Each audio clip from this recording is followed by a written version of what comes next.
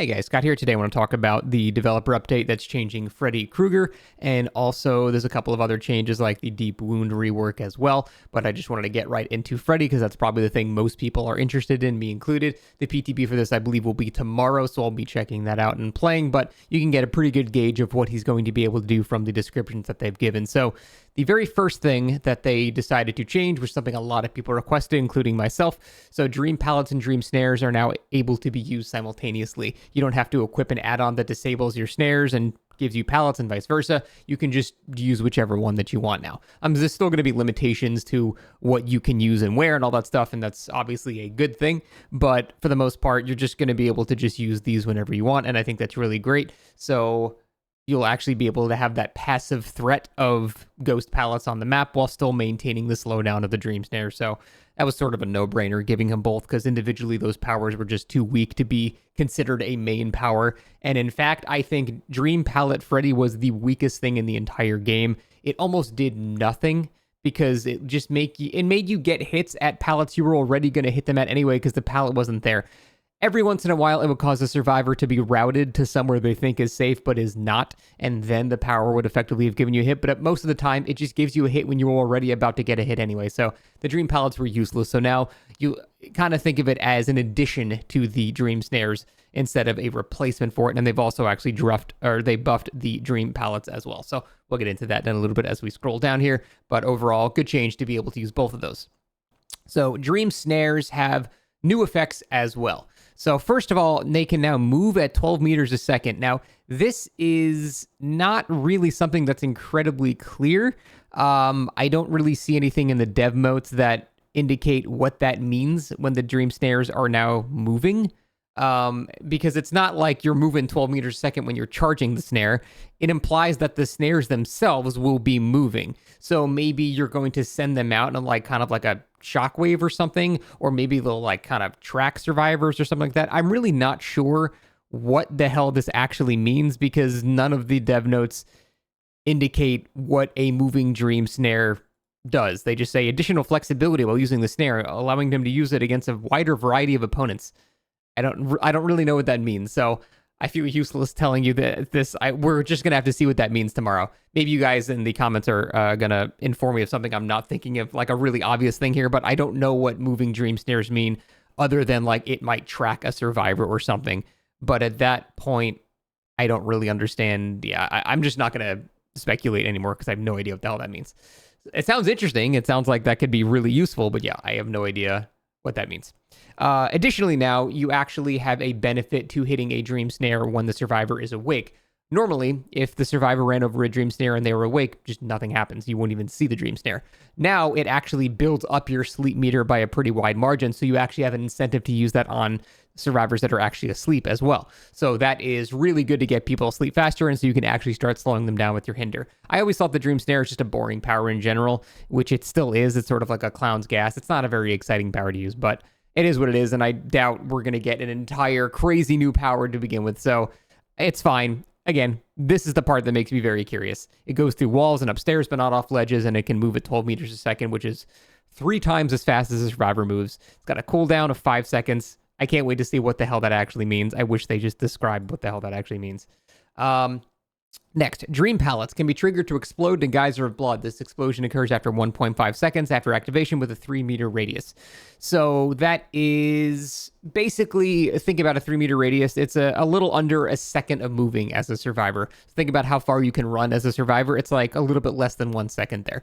So it's a decent AoE, and it has a little bit of a charge time, at which point I'm sure there's going to be a visual indicator. So it is sort of like a little zoning tool, which survivors might hate, but it's kind of hard to think about how useful this will be because with the AoE of it and a 1.5 second charge, you can run out of the AoE in 1.5 seconds, which means you kind of would use it to, as the survivor's about to run into a pallet, you would activate it and hope they don't realize it until they're in the midway point. Because if they're in the midway point halfway through it, then they won't be able to get out in time and they'll actually get hit. So you need to time that kind of perfectly as killer, but what I think is going to really more often than not happen is survivors are going to know that's happening because there's probably going to be a visual indicator and it's going to force them back away, which means they're just going to be zoned into a free M1. Now, to be fair, they would kind of be zoned into a free M1 anyway because that pallet isn't even there. It's a fake pallet. So really not that much of a difference. It just might let you get a bit of a quicker hit, or on people that are not prepared, it might actually let you get a double hit basically. So it's hard to say how useful that will actually be, but I guess we'll see that when we actually get in game. Interestingly, when a survivor is hit when they're sleeping, they get injured, but if an awake survivor runs into that dream pallet, then they gain a 60-second, debuff to their sleep timer, which is going to make them fall asleep much faster. So that is going to be nice, again, to actually have a use for your power when you're not sleeping, because when people aren't sleeping, Freddy does nothing. He has literally no power whatsoever. So that'll be nice to get people into that mode a bit faster. So, again, these are things I can't really fully comment on until tomorrow when we actually play with it. I'm just going over the patch notes, and this is just what we have here. So, again, apologies for not being crystal clear on all of the things here. I try to be as informed as possible, but a lot of this is really hard to tell until we see it in game, because if there's a visual indicator, that's going to completely change how that would actually work. If there's no visual indicator, that might be kind of bullshit. So we'll have to see what we got going on there. Next, the Nightmare can now teleport to completed, blocked, and endgame generators, as well as any survivor healing in the dream world. That is a huge, huge buff. So traditionally, Freddy could only teleport to generators that have not been completed. So if there are completed gens, or if the game is over and you're trying to get across the map to an exit gate, doesn't matter, you can't do shit. So now you can actually teleport, or you can teleport to all those things, but also you can teleport to survivors that are healing. And when they're healing, you get Killer Instinct on them for a few seconds. So that's how you'll know. Like, you won't get aura reading, but you'll know they're there. And I'm assuming you can just teleport to the Killer Instinct. And it's sort of more like a pinhead teleport when you're teleporting to the box, and not like, the old Freddy teleporting directly on top of a generator. You basically teleport within 12 meters of their position. It's pretty much exactly like the pinhead teleport. So that would be bullshit if you just appeared on top of them and could just smack them, obviously. So I understand like why they did that. It makes sense. Additionally, when you complete that teleport, survivors within 8 meters will be revealed with Killer Instinct and gain 15 seconds of their sleep meter. Just a nice little side effect to anyone else that might be nearby. Maybe the survivor that's healing them now will build up their meter a bit more, and they'll be revealed. So all that stuff is just nice quality of life. But being able to teleport to healing survivors might be really impactful for snowballing and not letting people finish their heals and things like that. So that could be really, really strong.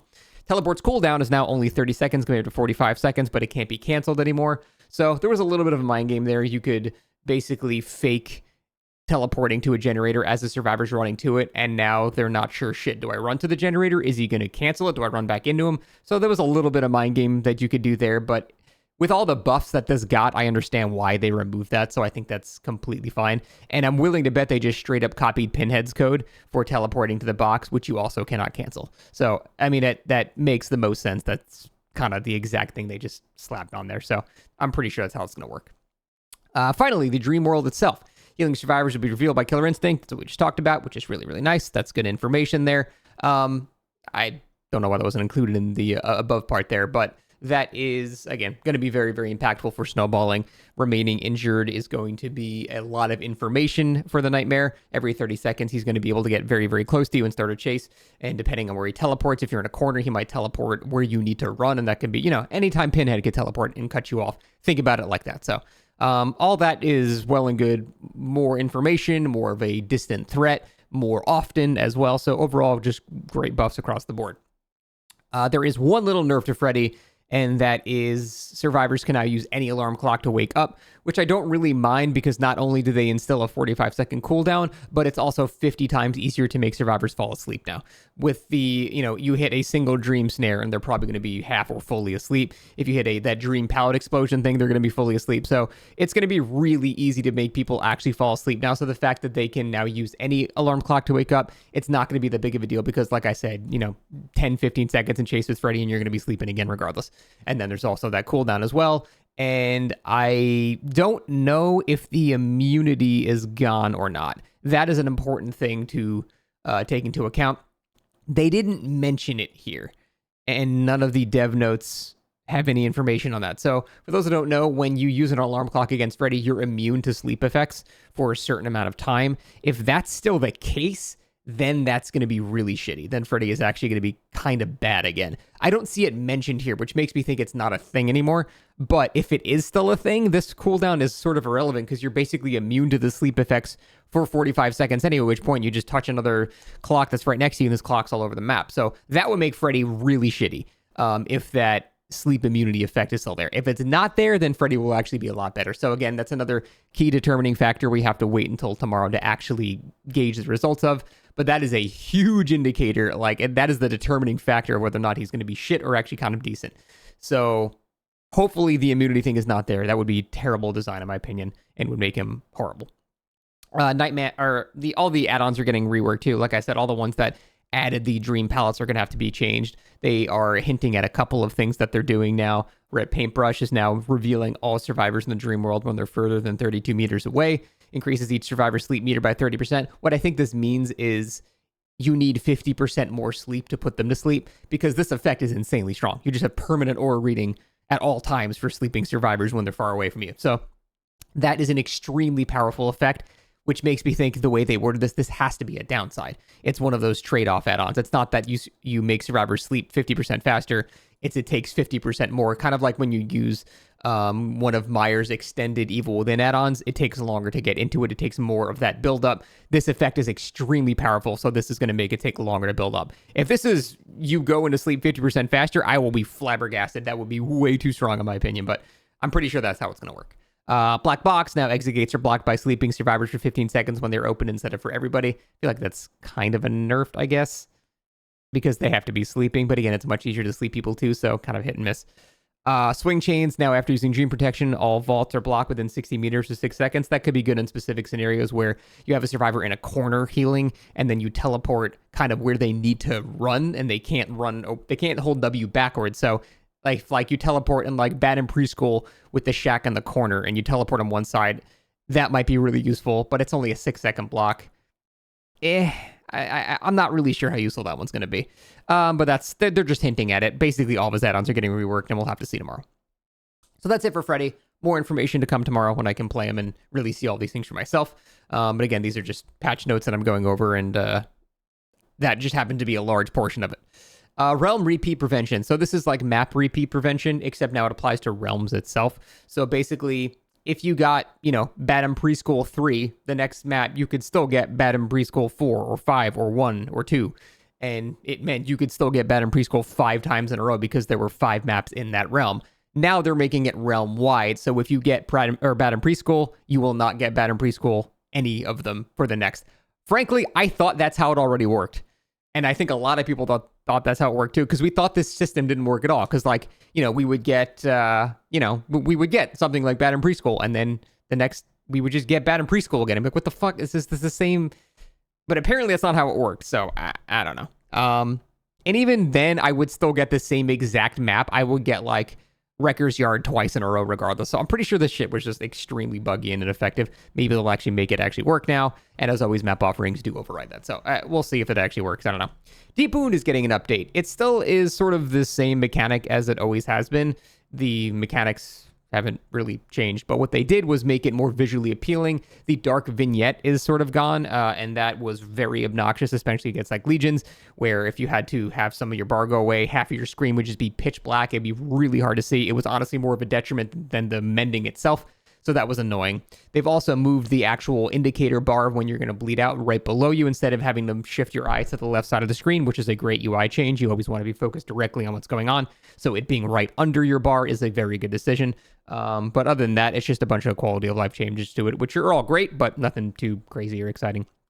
They're also doing free character trials, which is going to be sort of a limited time event thing. I'm assuming that's going to cycle weekly or monthly or whatever, where you can try characters that you don't own. So for survivors, you can play with perks that you've never used before, with the survivors that come with them. And for killers, you can just straight up try killers. Now, they used to have this a very, very long time ago. It was the Splinter system. I still have a couple of them on like my Huntress, where you could burn a Splinter for Leatherface and play as Leatherface for that match without having purchased him. So this is sort of bringing the concept of that back, but in a more friendly, I guess, a UI friendly manner, where it's actually tied to a specific mode where you can just queue and test these things. So that's great. I have no problem with that. allowing people to try things they don't know if they want to buy or not is a very good decision, and I can't imagine a single person would ever complain about anything like that. So that's all great. Overall, though, a lot of this stuff I can't comment on too much more because 90% of this is just the Freddy change, and we'll have to see tomorrow. So apologies for not giving you the exact full picture here, but I want to be concrete before I give my opinions on it, and I just can't do that till tomorrow. So that's it. Thanks for watching. Hopefully see you tomorrow when we try out some Freddy. See you next time.